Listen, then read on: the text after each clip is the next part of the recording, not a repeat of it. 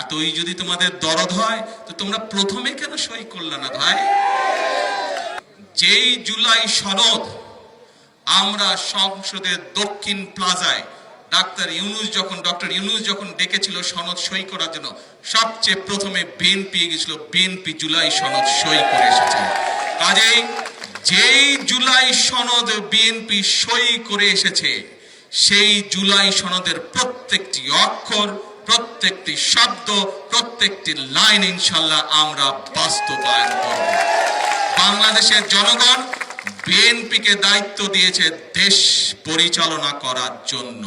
কাজেই সনদ যেটি বিএনপি সই করে এসেছে, যেই সনদে অন্যরাও সই করে এসেছে, আমরা দেখেছি এই যে এখন যারা বিরোধী দলে আছে, প্রথমবার দেখলাম তারা গেল করবে কি করবে না একটা ঢিলে ঢামা, আর তাদের সাথে আরেকটা দল আছে তারা তো তখন সই করে নাই, তাদেরকে দেখলাম নির্বাচনের পরে গিয়ে হঠাৎ করে তড়িঘড়ি সই করলো।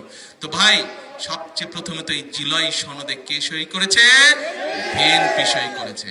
যারা নির্বাচনের পরে গিয়ে সই করলো, কিন্তু জুলাই আন্দোলনে যারা জুলাই সনদের জন্য তারা গলা ফাটায় ফেলে, তাদেরকে তো আমরা প্রশ্ন করতে পারি, এতই যদি তোমাদের দরদ হয় তো তোমরা প্রথমে কেন সই করলে না ভাই?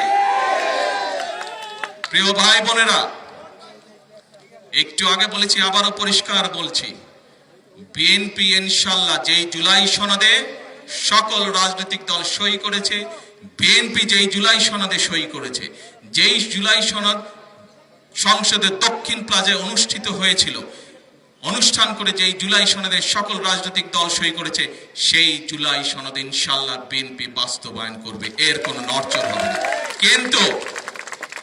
কিন্তু যারা বিএনপির খাল খনন, বিএনপির ফ্যামিলি কার্ড, বিএনপির কৃষক কার্ড, পেশাদার খেলোয়াড় তৈরি সহ এই সকল জনগণের জনকর্মসূচি, সেইগুলোকে বাধাগ্রস্ত করবে, বিএনপি জনগণকে সাথে নিয়ে তাদেরকে প্রতিহত করবে।